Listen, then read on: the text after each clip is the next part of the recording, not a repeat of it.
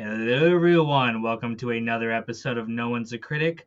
I'm Kino. He's Mac, as always. And we're going to skip the preamble here a little bit because we're on borrowed time, so to speak. We have a limited recording window here. But jumping straight into the podcast for once, I thought it would be interesting this episode if we kind of talk and share a little bit about our journey of how we got into like film and media in general, and also how we got started with our quote unquote internet careers. And if you're listening, I did air quotes because this is not this is not really a career in the normal definition, but it is interesting. Idealist career, I guess. Exactly. But I want to turn it over to you to start off here. What first how did you get into like film and media? Because we're both like people who obsessively think about television shows, movies. We do analysis of it, both on our channel and in our personal lives. What kind of started that for you? Were you always like that? Yeah, I think so. When I was a kid, I remember vaguely. I mean, I was a kid. I watched like Power Rangers and Yu-Gi-Oh and all that shit, Beyblade, Zoids, like a lot of like early Saturday morning cartoons and shit like that. Fuck yeah.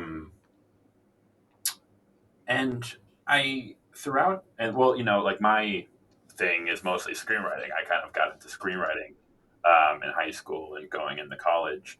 Um, the writing was sort of like the big thing for me. I always had like a really knack. I always had a knack for writing, creative writing, essays, shit like that. I was the kid who would like wait until midnight on the night before and then bang it out, and I would get like, Yeah. I was like, so it was just kind of one of those things where it just came natural to me. I don't know why. Whenever it was like book reports and shit like that, it worked for me. So I think it was that I sort of had that sort of writing. I don't know what's the word I'm looking for. The tick, I guess. Yeah, I got you. But then also I wasn't very popular in like middle or high school. I shouldn't say I wasn't popular, but I wasn't like I was kind of straight laced, so I wasn't going to parties and shit like that. Yeah. So every Friday, me and my best friend Brian would go to the movies, and when I say every Friday, and I didn't kind of realize this until I remember I found like a stack of ticket stubs that I kept. And I was like, oh shit, I went like every Friday, every single Friday. And I would see like the weirdest shit, like just random film, like that today I wouldn't even bother watching them on like Netflix. So they're right there, and I'm like, nah. But like I would just go to go to the cinema. Oh yeah. And so I don't really think it was something like that because I didn't really get into Sopranos or Breaking Bad or any like big TV shows. I didn't really get into any of those until I was until I was in college. So I think it was just my knack for writing, and I had a passion for film. And so when it came time for college, I was like, I kind of want to go for film or screenwriting. I got you. Yeah, nothing. No, like my father was a fan of Charlie Chaplin cinema, and he brought me. Yeah, you had to follow in his footsteps. Yeah. How about yourself? It's interesting though. Like again, I'm learning stuff about you on the podcast because we don't know each other in real life except for our interactions like here. And it's amazing to me that we have a very similar story because I come from like a writing background too. Like I very much was into creative writing, essays in high school. Wanted to be a writer for a long time, and then it just kind of never happened. But I think for me, what the thing that like made me interested in storytelling in general was the fact that I'm an only child, so growing up was very lonely. My parents both work, so I spent a lot of time by myself at the grandparents' house, whatever, watching TV. And I would tell stories, to myself to just kind of keep myself active. Of like, I'd pretend I'm in Yu-Gi-Oh or Pokemon or all the other '90s, kind of kid stuff that you're into. And I remember from an early age, like there would be shows like that, right? Like Yu-Gi-Oh, for example, and I would be fascinated by the storytelling of that show. I'd watch other kid cartoons, whatever, the dribble, but certain shows that had like a story and they were telling it, and it was taking it seriously, and you were meant to be invested in like the characters and the drama and all of that. It really really fascinated me, and I wanted to do stuff like that. I wanted to write my own stories like that. And like I said, I wanted to be a writer for a long time. I thought about writing comic books or novels, and I made some attempts at that kind of stuff. They're shitty, the shitty versions of all that. But for me, it just never kind of clicked. It never felt like right when I was writing until I started doing the YouTube stuff, and then it was like, oh, the pairing of like writing and the audio and the editing and all that kind of stuff. Yeah, this is something I feel proud to put out into the world, and it was just a completely different experience. Um, I just realized because it's just so funny how both of us we kind of got into Dragon Ball Z was another show that I really liked growing up, and Yu Gi Oh that was another big one.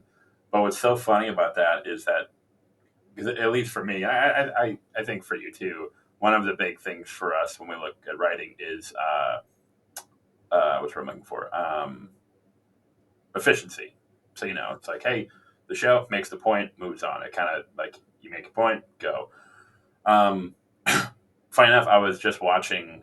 We were on Discord. We were talking about how we really think Judd Apatow kind of ruined comedies because they used to. Like I was watching some Seinfeld, and sometimes I didn't realize it, but sometimes scenes in Seinfeld are 10 seconds long.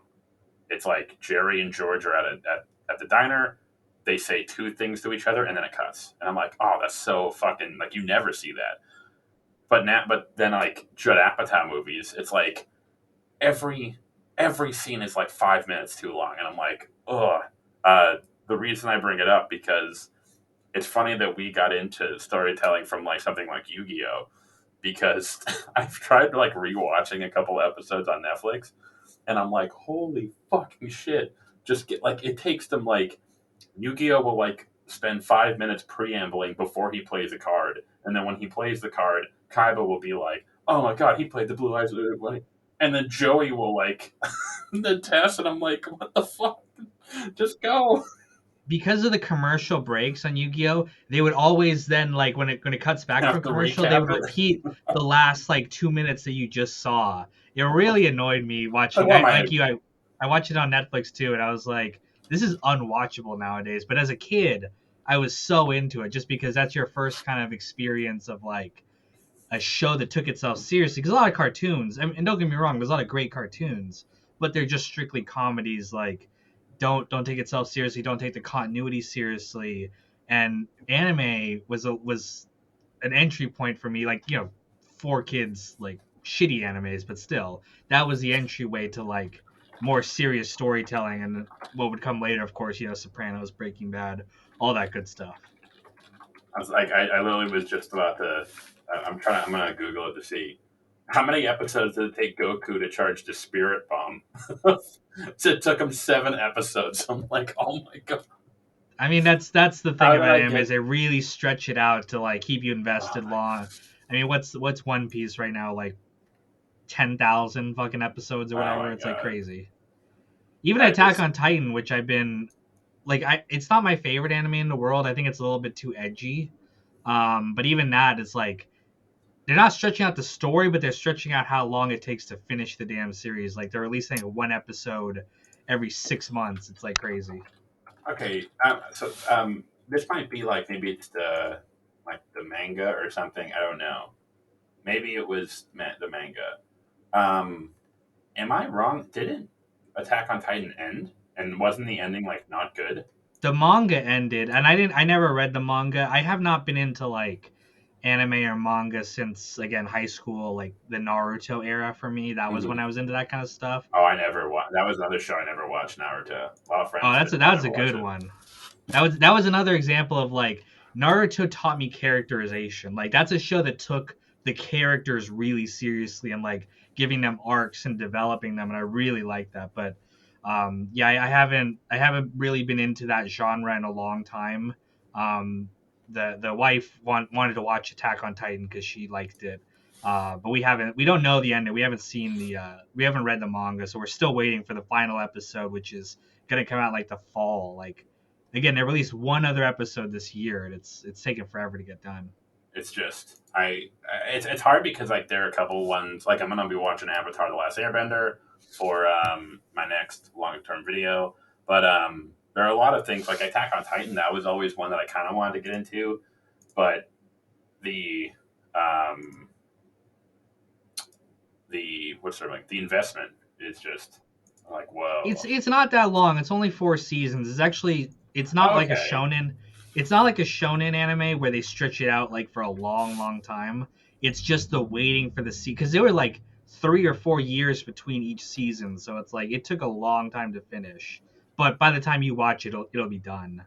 And okay, it would be interesting for you because, and I don't know if this is true because again I'm not an anime connoisseur, but um, I feel like Attack on Titan is takes inspiration from like the Game of Thrones, not necessarily the Game of Thrones show itself, but like the era that Game of Thrones ushered in, which is like the hyper serious, hyper dark, grim dark kind of storytelling.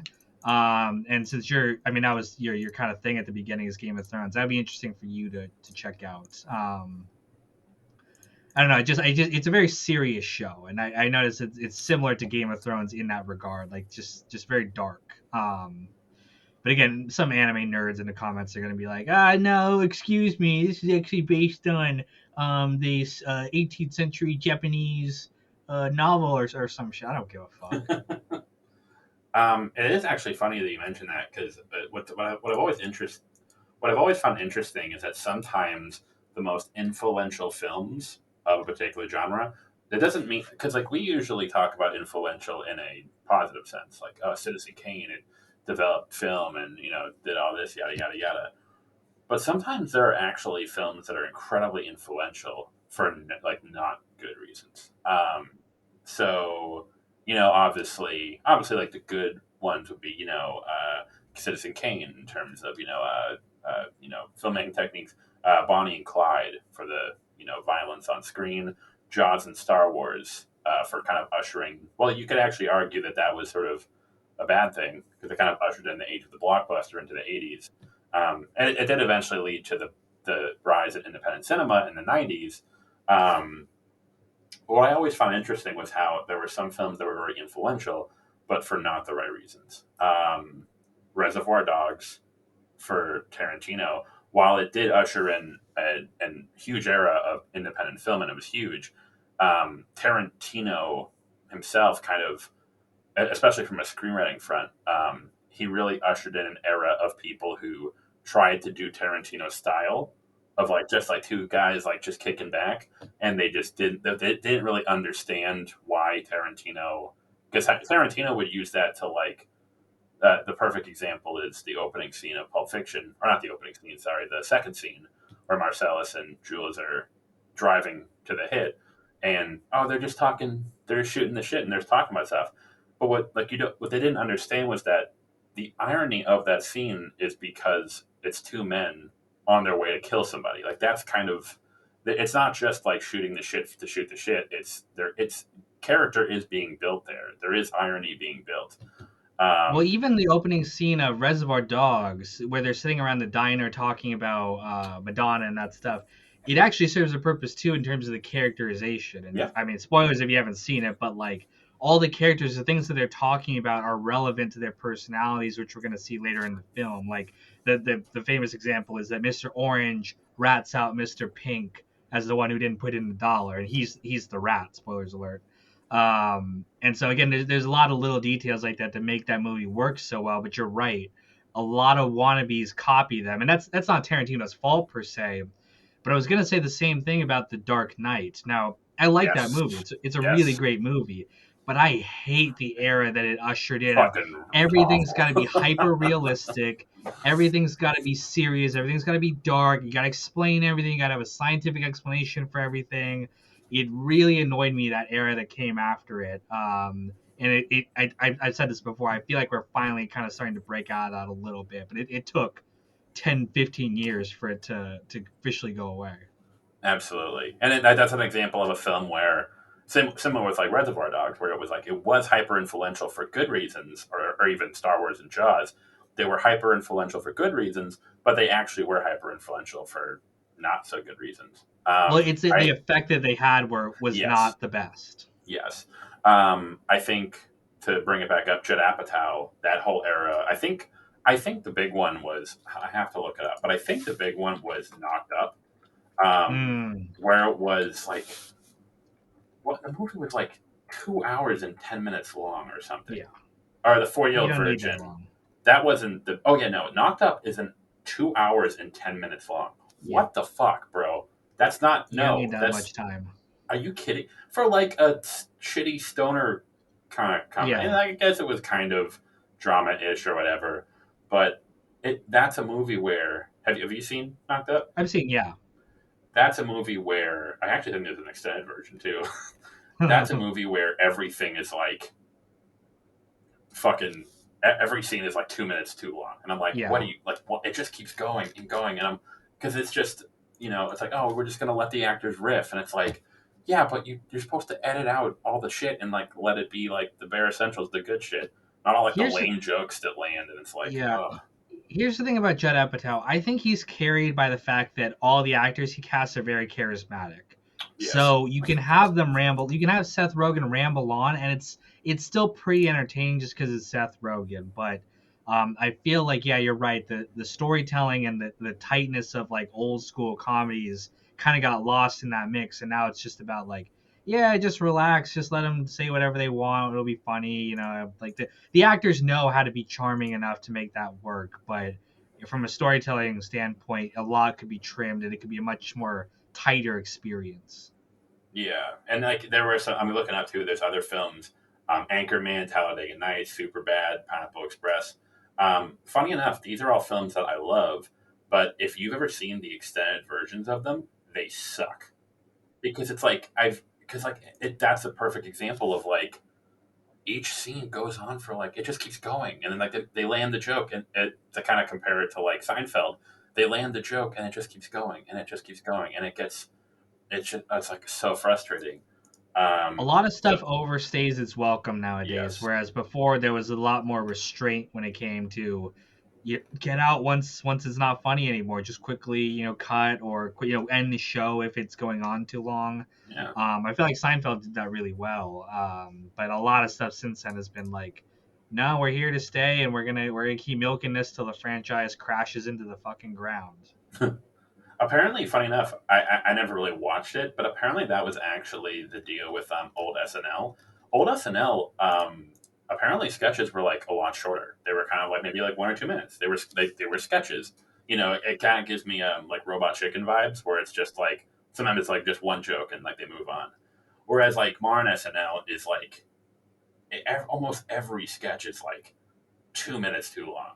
And I get that probably like production time and they have to fill up the whole hour, hour and a half, whatever. But it's just like they make the joke. Oh, are they funny, funny, funny? And then it just okay, you're ruining it. Come on.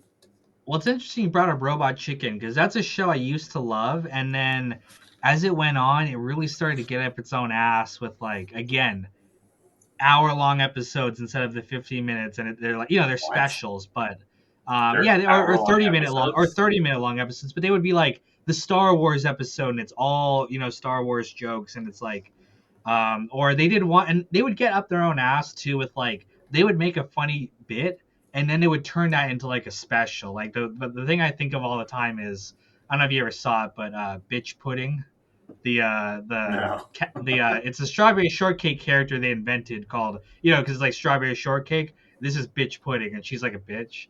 And it was funny when they brought her in because it was like a one time joke, and then they started bringing her back more and more, and then again they had a whole fucking I don't know if it was an hour, but it was like at least a 30-minute long special just about her, and I was like, okay, you're going too far here. Like it was a funny bit the first time, but to dedicate a whole episode to this one character, that's I kind of stopped being into Robot Chicken the longer it went on.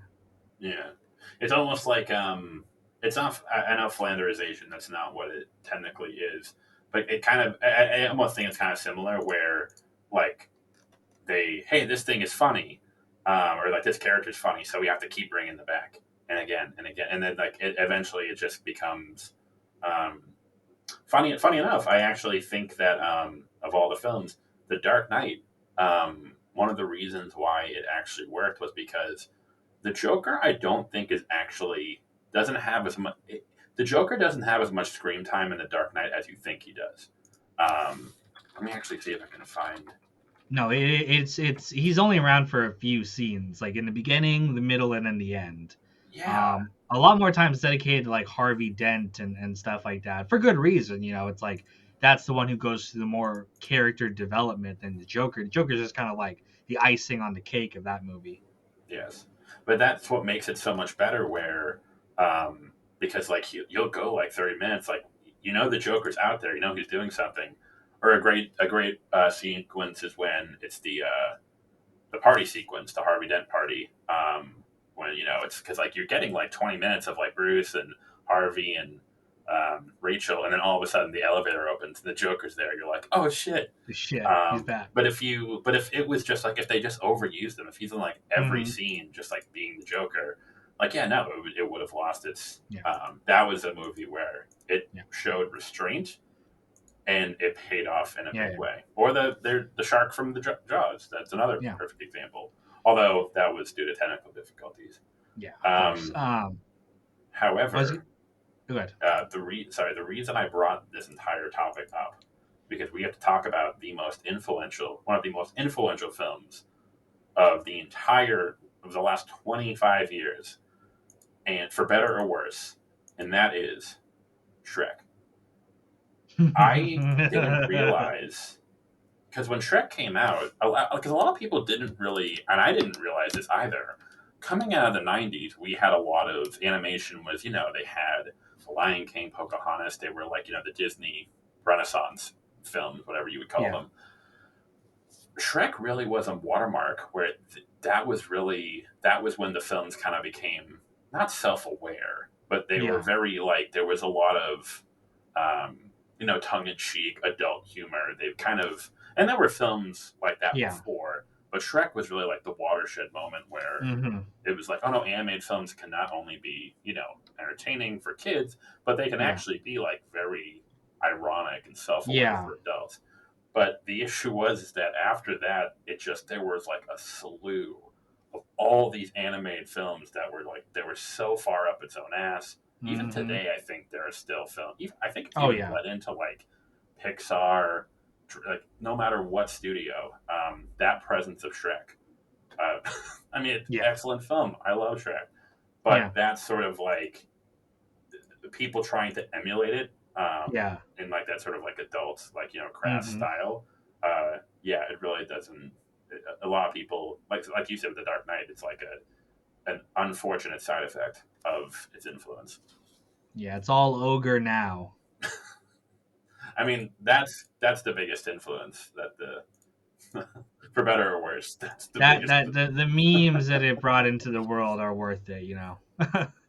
The movie still holds up, believe it or not. But yeah, Oh, it definitely does. I mean, I watched it the other night. It's still very. I mean, I like the second one more than the first, but um, still very funny. Again, a tight movie. Like it moves very quickly. Like it doesn't linger on things too long, to the point where it's really obnoxious. And I think it did do that later on. Like I don't really like any of the movies after the second one.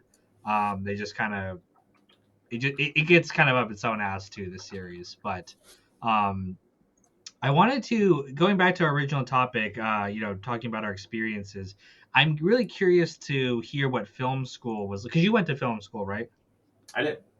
I'm really curious to see what that was like for you because that's in my mind is one of the things that I in like in another life that would have been interesting to do is like pursue a creative college degree because I originally like I said I wanted to be into writing. I thought about majoring in that, but I kind of like chickened out and I was like, you know what, I'm gonna get a business degree just because job opportunities or whatever.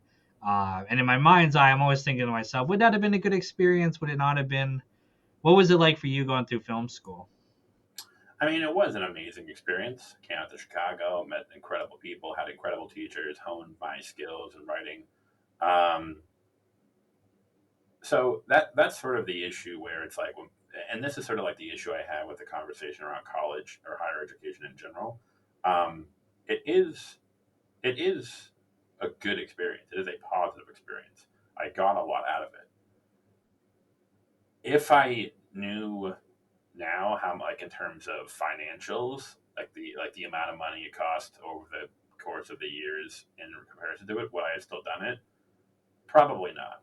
However, I don't think that just applies to um, creative degree. That's sort of like the irony is like where a lot of people sort of they always kind of like get on. It's like, oh, if you're an English major, you're like a screenwriter, or a film major, or communications or something. I actually would argue, and this has been the truth for a while now. I would actually argue that's the case for a lot of degrees outside of like very special, like my sister was an RN, so something like that, absolutely.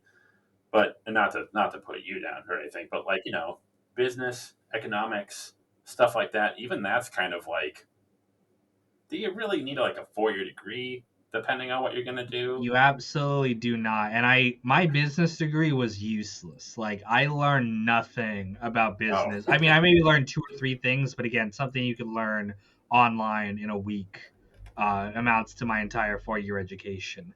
The only thing of value that I got out of college was the friends that I made. I was part of a business fraternity, and that experience, not only was that just great, like I made great friends, and I was the only reason I had fun in college at all was because of those people.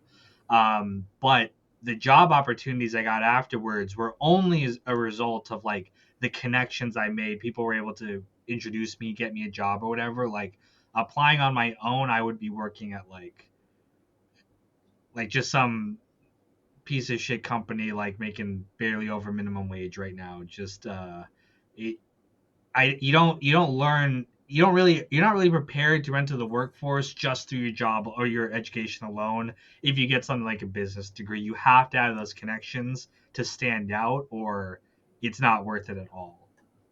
yeah. And again, it's hard because when people, I have to distinguish it when I'm like, was it a good experience? Like, would you recommend people do it? Yes. However, is it worth the financial aspect, especially because it's not only like even if you a get a degree that is very that teaches you a lot and it was very worthy and you get a lot of skills out of it. Can those skills can they translate to a job in the current market? And if the Yeah. answer is no, then even if you learned all these skills and whatnot, then what good is it? I've had D- I actually have a friend who went to welding school. Actually, funny enough, one of the counters is people will say like, "Oh, hey, you should go to trade school instead." mhm. I have a buddy who went to trade school and he's considering going back to bartending because he was making way more than that. Yeah. And obviously, like I think that's a much more scalable career. Like you Yeah. can put the Yeah. work in. But if again, like if you're making 15 to start, and there's like bartending or like service work where you're making like 20, 25 an hour right out of the gate, like yeah. Yeah. Did you have any opportunities to work on like in the film industry after you graduated? No, I mean I probably could have. I had a lot of friends who were out in LA. Probably had a lot of connections, but and I think I've talked about this before. So I'm originally from Boston. Mhm. Um, and one thing about like Boston or like where I'm from is people are very. I heard this, and I don't think this is true, or I don't think it's true for all things. But I do kind of. I do think the vibe kind of stands. Uh, Eastern people who live in the Northeast, they are kind, but they're not nice. Yeah. So they're people who will like the example, the girl I saw, I forget, it was like a podcast. The example she used was like, if you come across someone on the side of the road and they like have a flat tire, someone from the Northeast will be like, "Hey, you fucking idiot! What did you do? You don't have a spare?" But then Yeah. they'll They'll help help you and you. they'll call and they'll Yeah. help you out. Whereas on the West Coast, somewhere in LA, people will be like, oh my god, that's so sad. I'm so sorry to hear that." And I And they're just like, drive "Okay, past. yeah, would you mind helping me?" It's like, "Oh, I gotta get going," because they're Yeah, exactly. nice, but they're not kind. I'm from the West Coast. I can confirm that's true. Yeah, not I wouldn't stop for someone. I would just keep on driving. not to generalize, but particularly in LA, I had a teacher tell me, and this was like one of the big things that kind of changed the trajectory of my life. for better. I would say for better. He said that when you go to LA, you're not you when you're like working in the industry, as much as a lot of people, especially when you're first starting off, obviously there is a lot of collaboration. There is a lot of stuff like this, stuff like that, like connections in the app.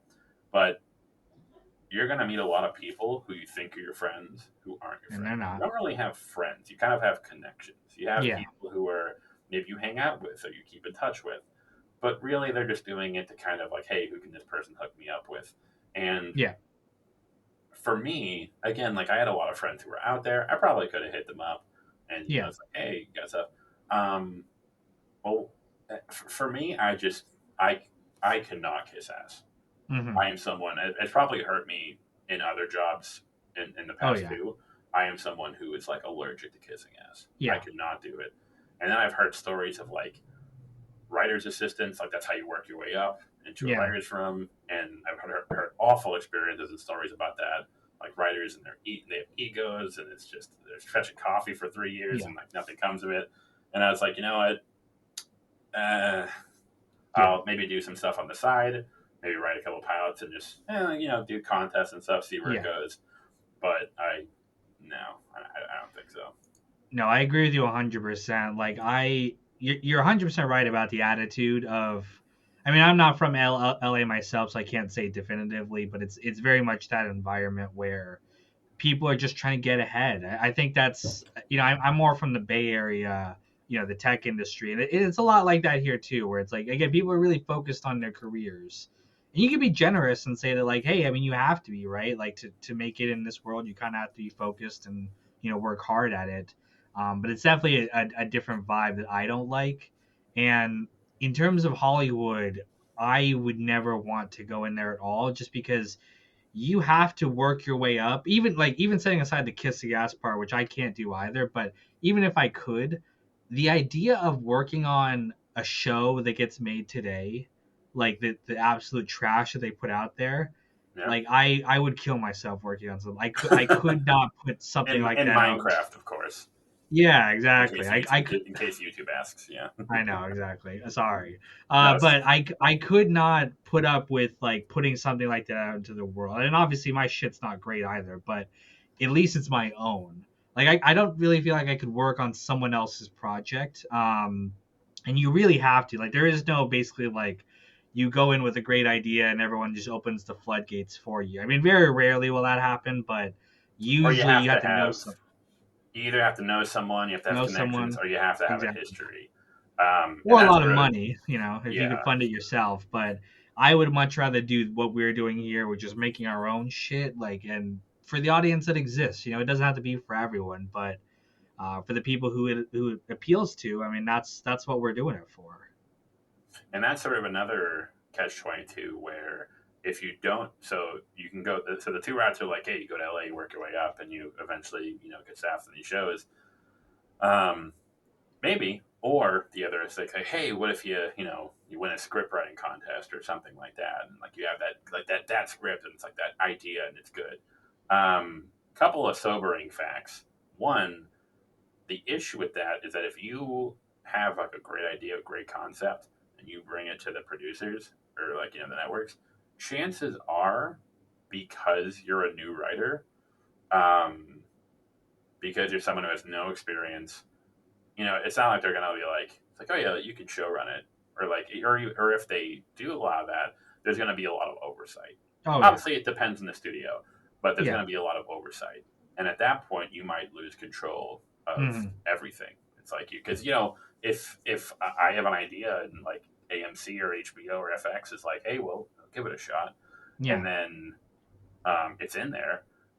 If they start telling me it's like, hey, we kind of want to do this or we kind of want to yeah, do that, um, or am I gonna? Are you as the writer gonna say no?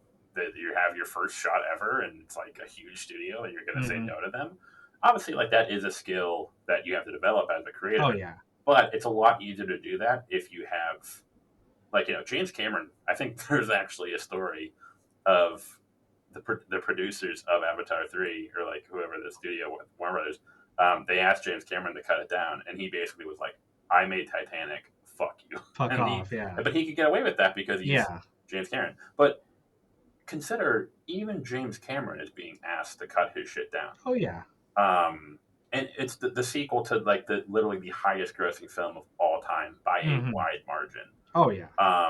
And then when you consider the the little guy of, oh, I got this big idea, and it just gets torn to shreds.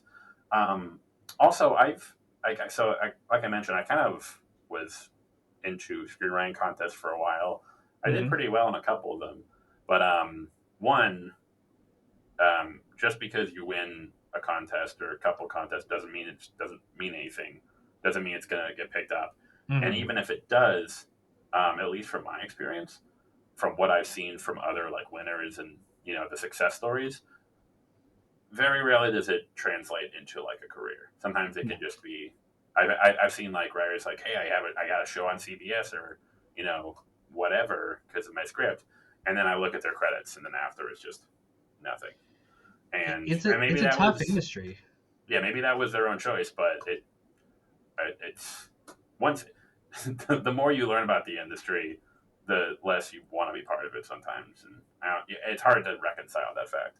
Well, it's like I think there's two things. One, it's that like there is no shortage of ideas, right? Like there is no shortage of people who have scripts to give them or ideas to pitch or whatever. So even if you've got a good one, you're up against a million people who are also willing to do that too.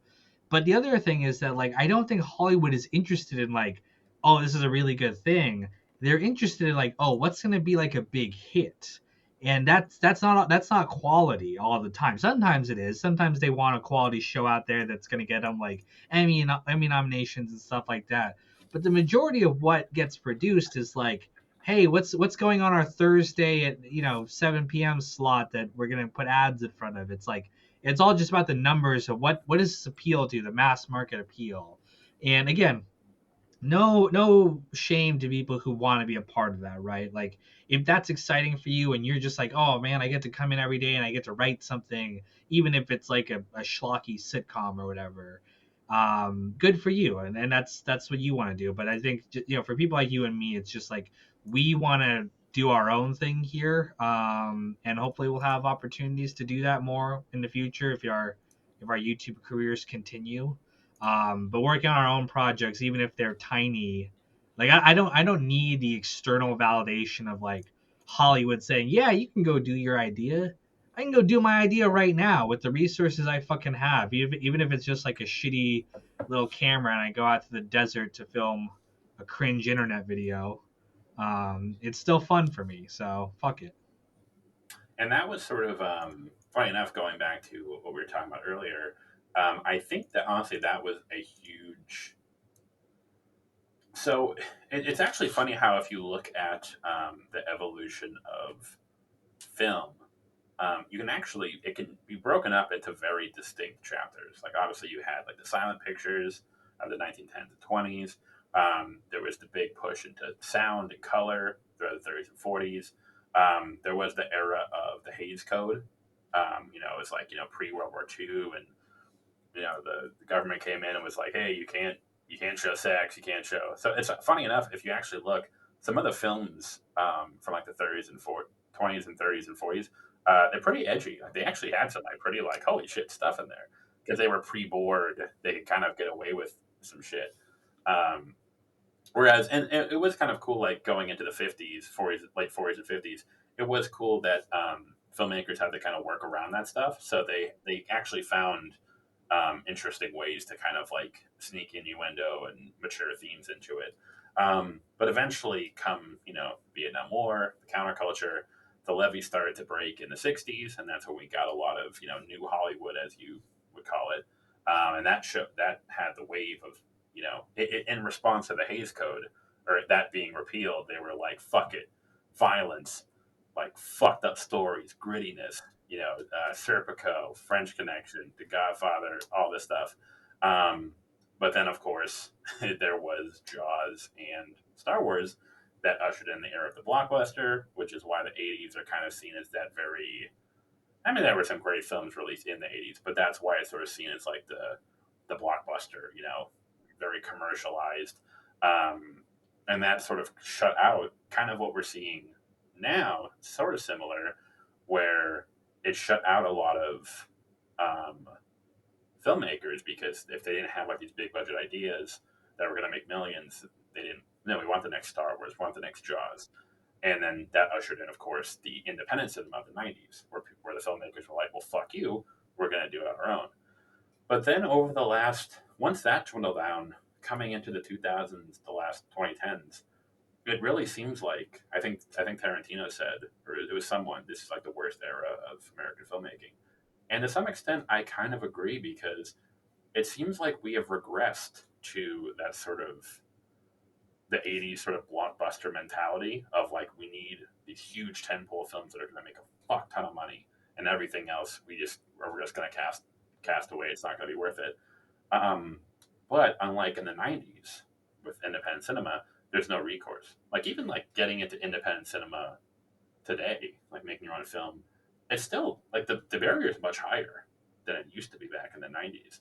Because it's so, it not entirely, not entirely what's what I'm looking for, impossible, but it almost seems like a lot of producers, like in the '70s, part of the reason where we had all these great films is because producers kind of, backed off. They were like, yeah, make a kick-ass film and then I'll produce it and we'll bring it there. And then in the '90s, when all these independent films came up, it was kind of this feeling of like, oh, this shit kicks ass, let's throw it in theaters and see how it does. But now, even when you have like really good independent films, even if a producer takes a shot on it, it still has to go through that machine of the studio process, and it just kind of, it ends up either they either don't get put into theaters, so they don't generate enough. And then of course there's the whole issue with streaming. Funny enough, Matt Damon pointed out something interesting. He mentioned that the the death of DVD sales actually impacted the market quite a bit, because if a film didn't do that well in theaters, oh, don't worry. In like 6 months, we're going to get another huge chunk of change for DVD. There are some films that made more on DVD. Shawshank Redemption, I think it made more money on DVD sales than it did in theaters. But that kind of is gone now, unfortunately. Well, here's what I think about that. I definitely think that it's the worst. We were in the worst era of filmmaking, because it's the blockbuster era, but it's controlled by like Marvel and Disney only. So it's only their products getting out there, versus before you had like, different movies at least being made. I'm hopeful that we're kind of moving out of that. Like, I mean, if you looked at the Oscar nominations this year, I thought it was a lot of like diversity in terms of like not just the mega hits or whatever, but like, oh, like, some cool pictures on there that I thought were pretty interesting. But regardless of that, I think that the next independent era, which is going to come about in the next 10 years or so, is going to be led by, and this might sound kind of up my own ass because we're YouTubers, but I think it's going to be led by independent content creators, I agree. on like YouTube and stuff like that, and not necessarily just movies in terms of, here's a 2 hour movie that I made or whatever, but like, and again, this really, as I'm saying it to myself right now, this sounds really up my own ass, but like any videos we put out are kind of like little movies of like, yeah, they're reviews or they're, whatever, but it it's that same kind of experience for me, at least for the content creators that I watch. It's like, oh, Mandalore Gaming has a new, 30-minute review of a video game. Well, there's an artistry to how he's telling this, and it's like, I'm really interested. I follow this guy like a lot. And I think it's gonna be stuff like that. It might not always be traditional storytelling, but I think that internet, content independent content creators have kind of replaced a lot of like what I look forward to each week is like, oh, what new video came out from this person I really like, versus like, hey, what's playing in theaters this week. That's become like a byproduct where it's like, I don't give a shit what's playing right now. The people online are doing interesting shit that I want to watch, and I think that trend's going to continue, and there's going to be more of an emphasis on that. We are like really about to run out of time here. We have like 3 minutes left. Any final thoughts you want to share with the audience before we sign off here? Oh yeah, we didn't really get to go into our YouTube stuff, but yeah, no, I just kind of to go along with this theme of our passions of film, and kind of talking about, I kind of got a bit doomerism there about like the death of cinema and whatnot. But I would say, yeah, don't get hung up on, oh, what if I don't make a show that wins an Emmy, or what if I don't make a movie that makes $100 million. if you're making content, whether it's a movie, TV show, music video, YouTube videos, whatever, if you're doing that, you're you're a creator. I think Sam Raimi said that. If you make films, you're a filmmaker. Doesn't matter how well those films do.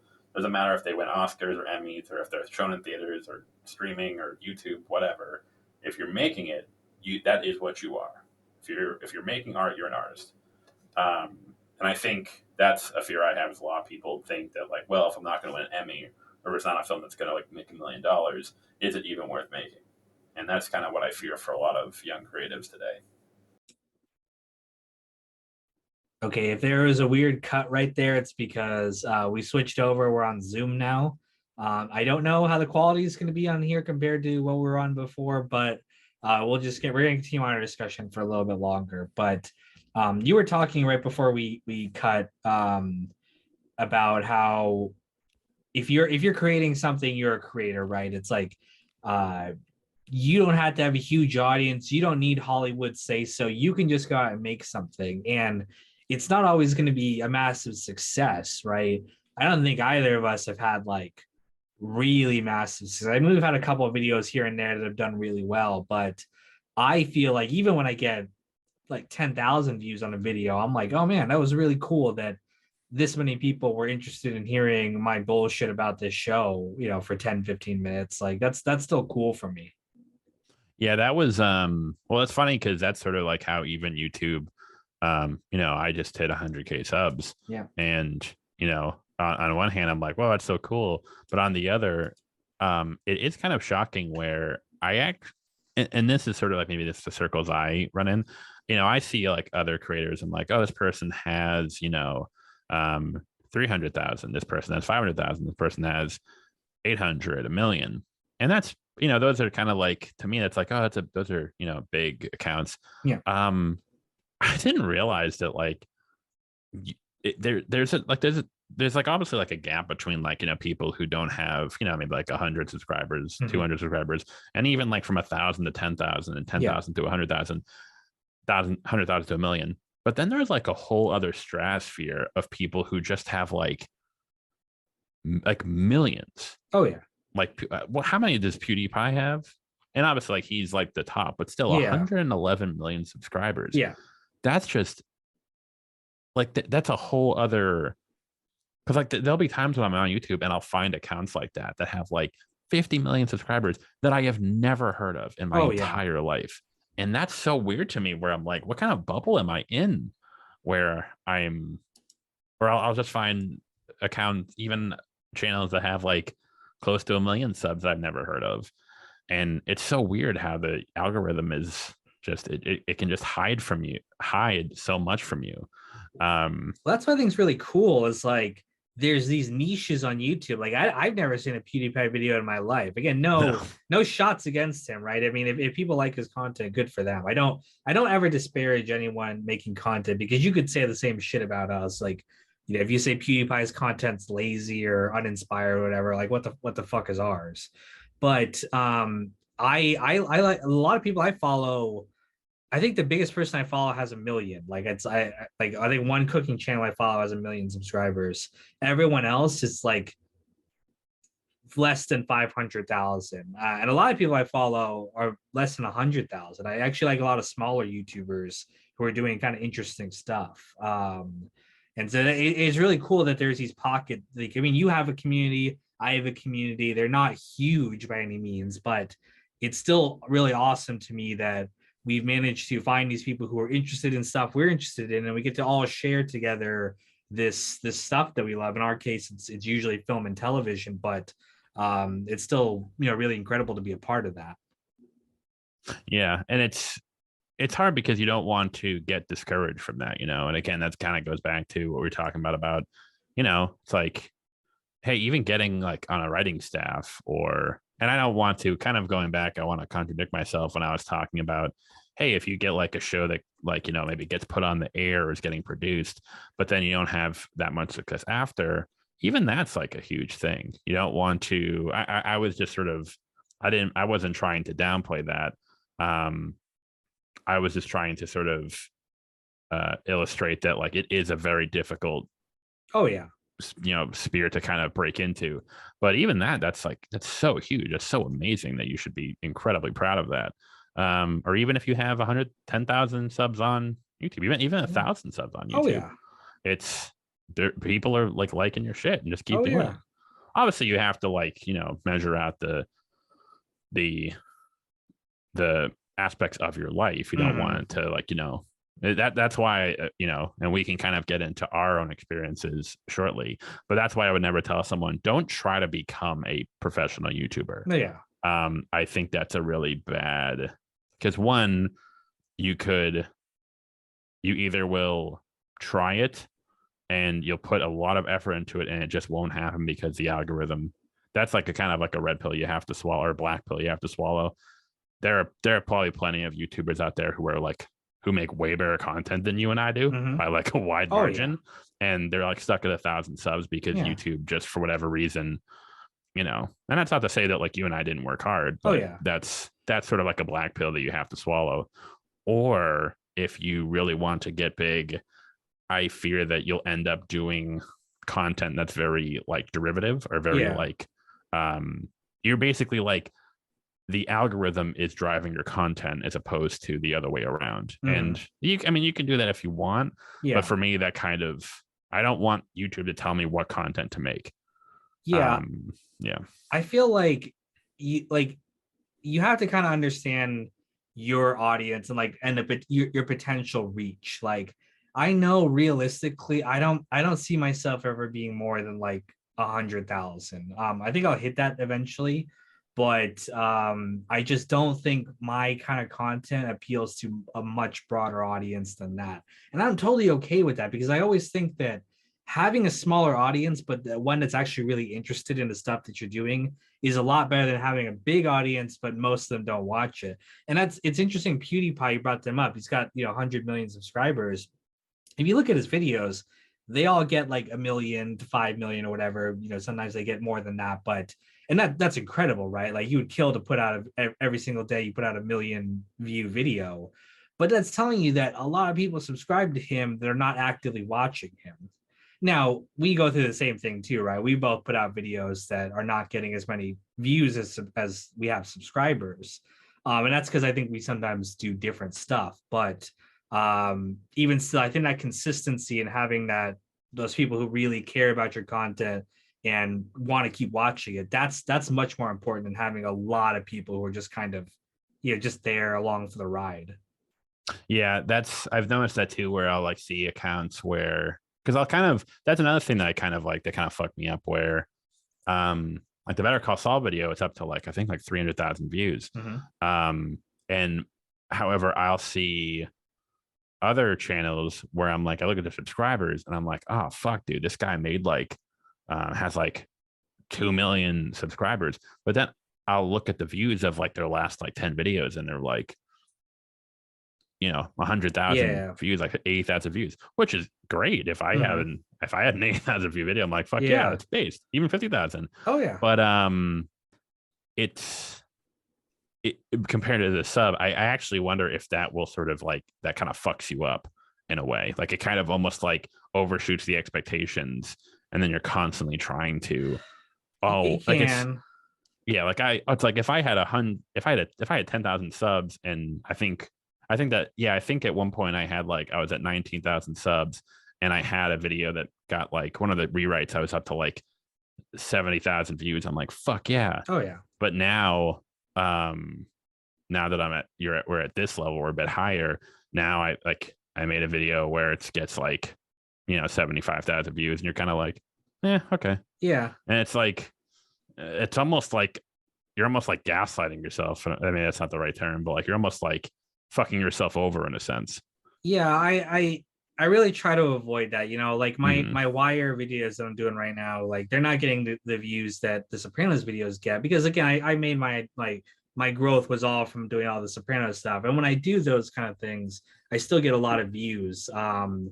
But it's for like the Breaking Bad stuff and the Wire stuff, it's a smaller portion of my audience. But it really doesn't bother me for two reasons. One, because I like doing different stuff. Like I don't want to be one note. I think that just gets boring after a while. And you do this too, because you do a lot of different types of shows rather than just doing the Game of Thrones stuff that you got famous for. There's some people who don't want to see that. They're just like, I just want the Game of Thrones videos, or I just want the men's dating kind of stuff that you did too. But to you, it's more interesting to do just stuff that you're really passionate about. And I think that's the reward. Is like, hey, even if a video doesn't perform as well as some of the other ones do, who cares? I mean, it's still something that you really liked, and some people liked it. I mean, I'm sure those comments that people are like, oh yeah, this video is awesome. That's really reassuring thing for me. Mm-hmm. And that's sort of, it almost kind of brings it back to like, there's almost sort of like a, people will say it's like, oh, wouldn't that be so cool to do as a job? And at some point, part of me is like, and I've said this a lot in the past, I'm like, I actually don't know. I mean, obviously there's probably like a gap there where if you like have, 1 million subscribers and your videos are consistently doing like, 100,000, 200,000 views, you can probably make obviously if you're not like living like a king, like if you're not if you're not being an idiot about it, like you can probably do that as a career. Yeah. But there's probably like a gulf there between like, I don't know, maybe like 100,000 to like, 1 million. Like there's like a gulf there where your videos can do good enough where you'll make decent money, but will it be enough to like sustain yourself reliably? You don't know. And then that's when I almost fear, hey, if I dropped everything and went at this just because it's doing good, well, what happens if we hit a slump? And then that's when you kind of get into that divot of And I see this a lot with like, I a lot of grifter channels and reactionary channels. I honestly think a lot of them sort of, it's kind of sad where they kind of are stuck in this sort of rut where they've formed this audience that they hate. Or like they've kind of outgrown this sort of content, but they're just like, this is my livelihood. What am I going to do? I kind of have to keep this up, even if I don't. Now it's become like any other job where I kind of, I have to go and do this, and this is my work. Well, here's the thing, and this is going to sound kind of like black-pilled, but I am acutely aware the more I've done this that I don't think this is going to last forever. And you as the audience can maybe tell me if I'm onto something, but I realistically feel that like I don't think people are going to continue to tune in forever. Like, I mean, some people surely will, but like I think there's going to be a point where like people are going to be like, yeah, I've seen everything Kino has to offer. Like, I'm not going to watch the next video that comes out. And that has depressed me at some points, but I'm at this point now where I'm like, I don't mind, because like I've been saying over and over, I'm just repeating myself at this point. I like the videos that I make. Like it's fun for me to make them and share my thoughts about shows that I love. And if people tune in to watch it, that's great. If they don't, that's okay too, because I still am extremely grateful that I even had a chance to like meet you and start this fucking podcast that people are listening to for some fucking reason. I don't understand why. But that's still really cool to me. And if it doesn't last forever, it's okay. It was a better experience than anything else I would have been doing during this time of like, what could I be should I be working at like a bank and like, like just doing some shit? Like, who cares? Like this is fun. And if it doesn't last forever, it doesn't last forever. But it's for right now, it's fun, and I'm just enjoying the hell out of it. Now that since we're on the topic, what was it that obviously we talked about your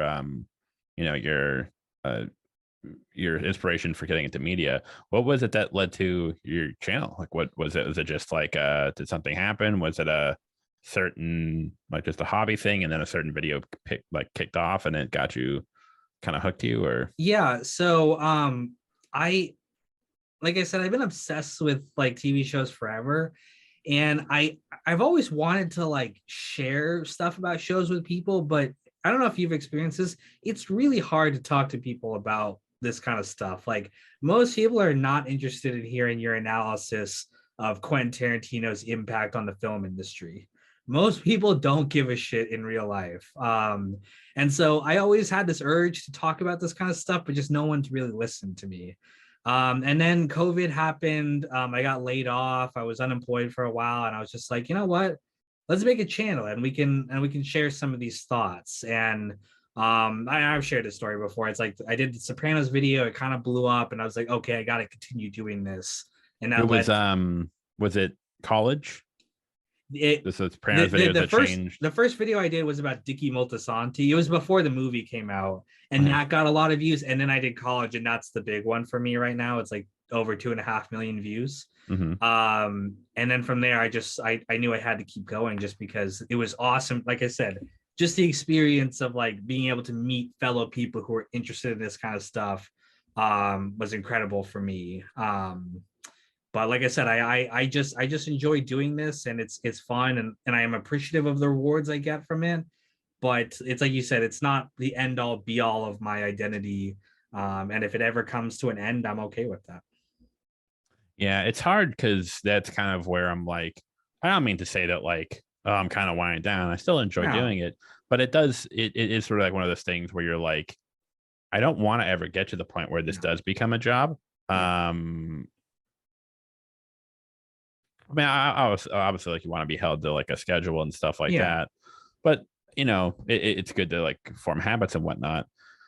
But you know, it also it gets to the point where you know, what if all your viewers are like aging out of YouTube? You know, like all your viewers are like, oh, like you know, I'm in that 24, 30 Yeah. bracket range, but then I get older, or everyone gets older, and they're like, you know, they have families and they're on to other shit and they're busy. And then, I mean, you have like younger kids coming up Yeah. too, but that just kind of leads to a gulf where it's like, oh, they don't really know about you anymore. And I definitely wouldn't want to run into that because I know a lot of people run into that where they're trying to like remain relevant by Yeah. doing a lot of stupid, crazy shit, Yeah. or kind of compromising themselves and whatnot. Yeah, it's just that just kind of becomes a nightmare where I'm like, I'd rather just cut while I'm ahead and Yeah. just before you hit that point. Well, I feel like if you're doing again stuff that you want to do, that's the most important stuff. And again, if people don't tune in, and again, I understand too if it's like if you're making your living off of this, yeah, that does affect you more. Like I don't this is not my full-time job. Even though I kind of treat it sometimes as it. So I'm not too worried when a video doesn't perform well. It's like whatever. I'm happy with whatever happens.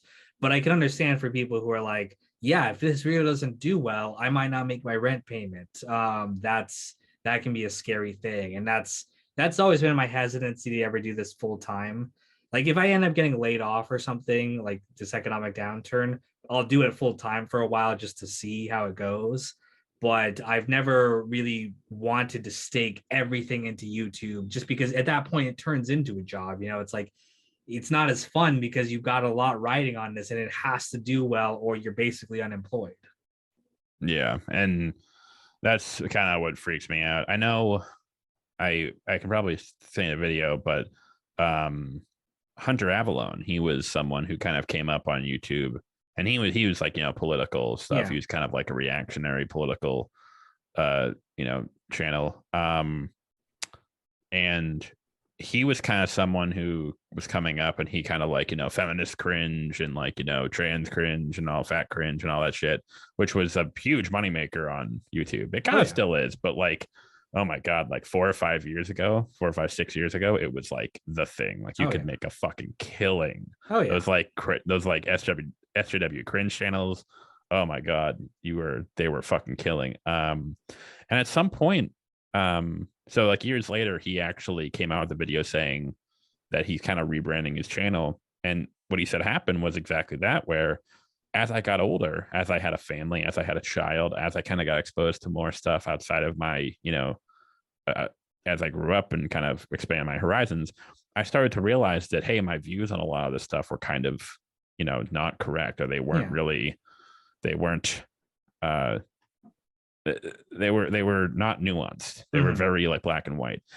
But by that point, you have such an audience that and he said, like, I have a kid, I have a wife, I have a family I have to provide for. and this is it. And I'm horrified because I don't agree with this stuff, but I can't just turn on a dime because my audience wants me to keep this up. Yeah. And that for me was a big moment where, even as someone like, he does completely different content, I'm not nowhere nearly as big as him, or probably ever will be, but that definitely was something that kind of scared me, where I'm like, Yeah. that's my worst nightmare. That sounds like my worst nightmare. Yeah, I mean that's a danger, especially if you're doing stuff like that, right? Where it's very much like you're like political, like you have this audience it's all on that side. And of course, your audience can change too, right? I think that like discourse about these kind of topics has changed over the years, where it's like, everyone used to kind of make fun of like SJWs, but it wasn't necessarily political, right? It was just like, oh yeah, these guys are lame, fuck them. But now it's all part of this whole culture war politics stuff that we got going on. And that can be a danger. And I think that, there's stuff that I've said on I've very much avoided politics and stuff like that, but I've said some stuff on my channel that I'm like, what, in hindsight, maybe that didn't come off the right way. Like maybe I didn't explain myself properly there. And the best that, you can do is just try to be genuine with who you are and what you believe. But people are always going to find problems with it. And yeah, and in that situation, I would that would be a tough one, because you're making your whole living off of basically hate at that point. Yeah, and I saw that happen with a lot of people, and there are even a couple of reactionary channels that still make the content, and that I kind of check it on every now and then, and I'm kind of like, I know I shouldn't like revel in their misery, Yeah, but it is like amazing when I see these people who used to spread so much like hate and just like anger and bitterness.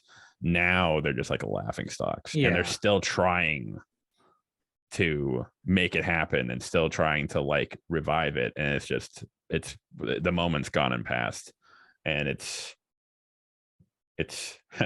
sounds so weird. It sounds like a weird comparison, but it reminds me of of a guy who was like a ladies' man.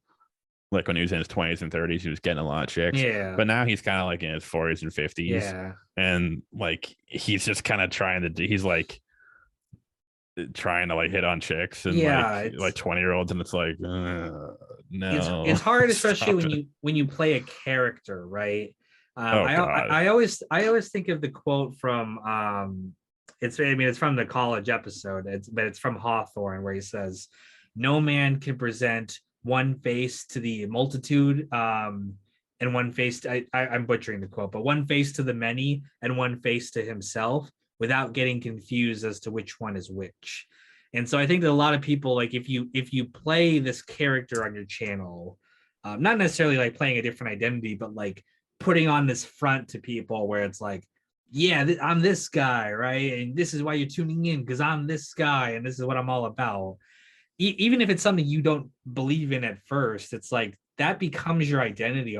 It's really easy to lose yourself in your fake, kind of identity that you created. And that's something I've been conscious of as I've done my channel, which is like I really try to present like a genuine front to people.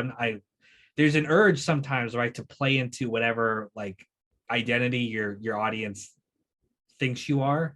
And I'm sure you've encountered this too, where it's like your audience's perception of who you are as a person is different than who you actually are. And they can sometimes be tempted to give into that persona of like, yeah, giving into the memes, giving into the whatever, give the audience what they want.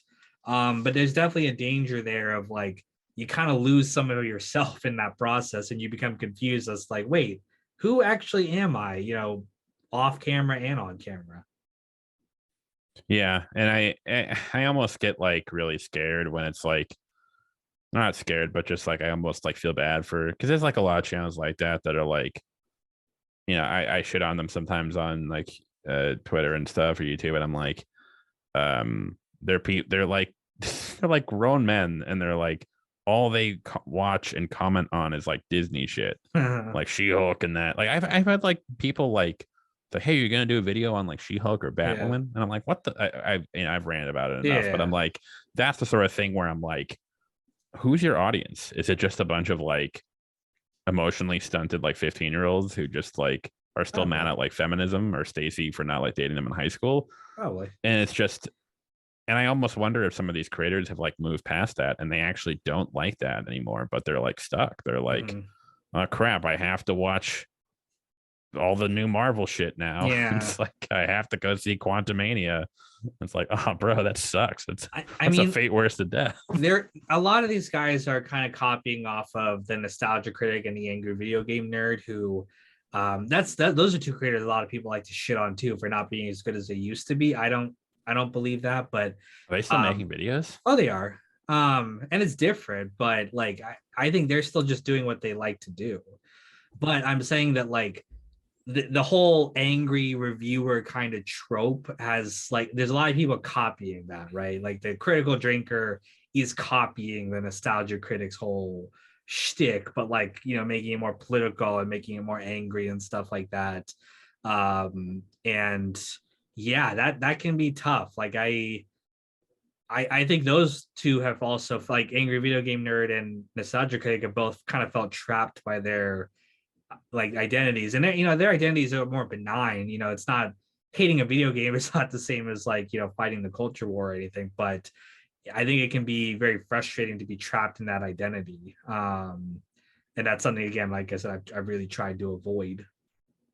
Yeah, I never want to play a character. I get like I'll like have like running jokes and shit, and stuff like that. Like I'll ham it up, but like in general, I'm like, and I think if my girlfriend pointed out to me, she was like, because she watching my videos, and it's like and like maybe it's because that she knows me personally and like other YouTubers she doesn't. But it's funny because she's like, it's weird because you're literally the exact same person you are on YouTube that you are in like real life. Like you talk the exact same way. Sometimes I'll like bug her because I'll like rant about movies in the exact. Sometimes she's like, it's like I'm not your YouTube audience. Yeah, exactly. Yeah, my woman feels the same exact way. Where it's like I annoy her talking about The Sopranos so fucking much. But I mean, yeah, it's like that's just who we are, and that's the type of content we want to make. And if you're around for it, that's great. You know, sometimes it angers people too. Like I did a stream recently where I ranked all the women of The Sopranos and some other shows as waifus, of like how good would they be to be your wife, basically.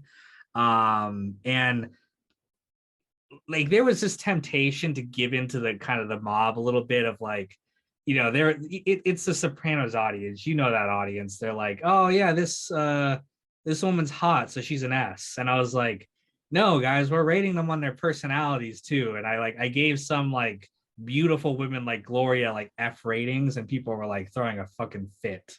It was funny. That's how you know. That's also how you know that you have like if you're dealing with like very like stunted young men in the audience. It's like, guys, take it from like me and Kino, from people who have kind of like been through this.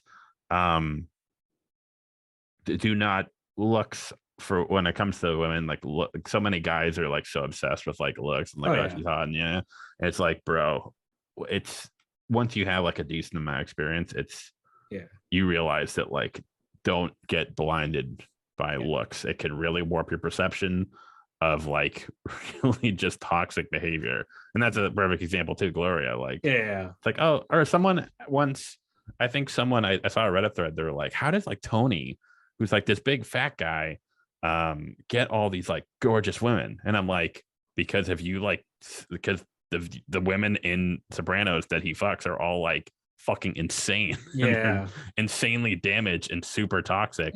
That's the entire like, that's his entire pathology, is that he's attracted to that sort of women.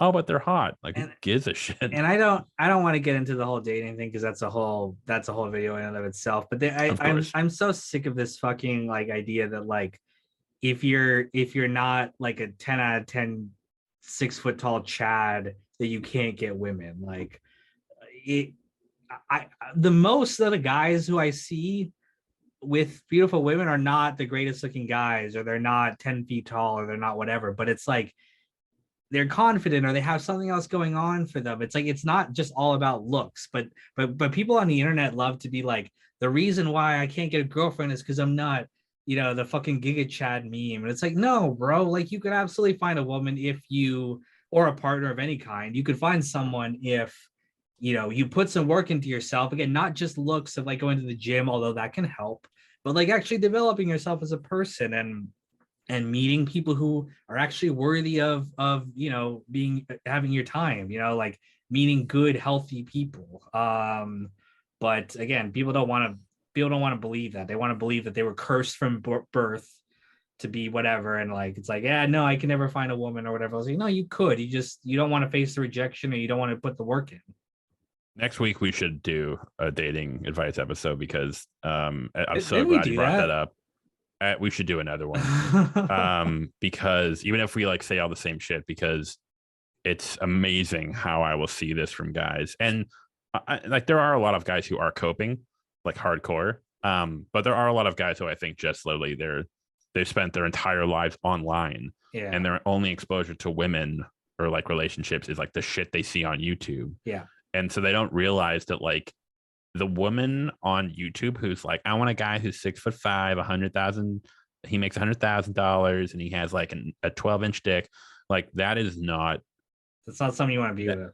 Not only is that not someone you want to be with, she does not even by a massive margin even represent the average woman out there in the real world. And also it's like you said, it's like, even if some women, and also it's similar for guys. Like guys will say, it's like, yeah, man, I got a girl who like has like huge tits and like, has a nice waist and all that stuff. And then they end up dating like a girl who's just perfectly fine looking. She's cute, but she's really sweet and really cool and really chill. It's just, if you're like, guys, if you're like 5'8", you're not failing in the dating market because of your height. Maybe if you're like maybe like 5'3", 5'4", that's absolutely going to have like an effect on the dating market. But it's not insurmountable. It's not insurmountable. But like you said, like guys, like, oh, I'm not 6'3", bro. If you're like 5'8" and you suck with chicks, it's probably not because of your height. Yeah, I know short guys who've scored. Like, you just have to meet the right person. Or not even that, but I actually think statistically, when it comes to partners, when it comes to boyfriends, girlfriends, husbands, wives, women ending up with partners who are within, I think, an inch or two of them in terms of height. Which is interesting when you consider that the average man is 4 inches taller than the average woman. So there's a lot of we should do a whole episode because there's a lot of next time, guys. We're gonna talk dating advice. So we shouldn't go. I'm gonna go full rage. So we should dive into. You're gonna set Mac off. If you guys have seen his videos, he gets into this stuff. So we're running out of time on this recording software too. So we will hopefully have that fixed by next time. You won't have to see all the weird cuts or whatever we have to do for this. But thank you all for watching, and stay tuned for the next No One's a Critic coming soon. Take care, y'all.